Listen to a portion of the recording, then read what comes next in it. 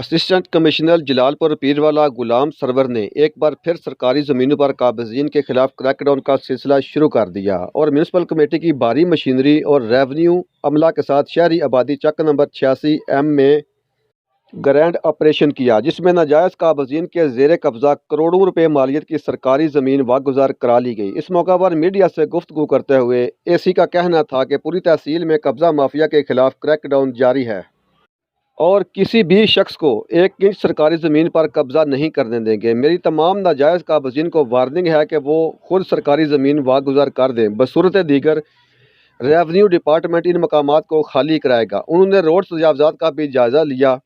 इस मौका पर उनका मज़ीद कहना था, इसमें तकरीबन सरकारी रकबे पे जो लोगों ने कब्ज़ा किया हुआ था वो 20 से 25 कनाल के करीब हमने कराया वागुज़ार, जिसकी जो मार्केट वैल्यू है वो लगभग 20 करोड़ के करीब चली जाएगी।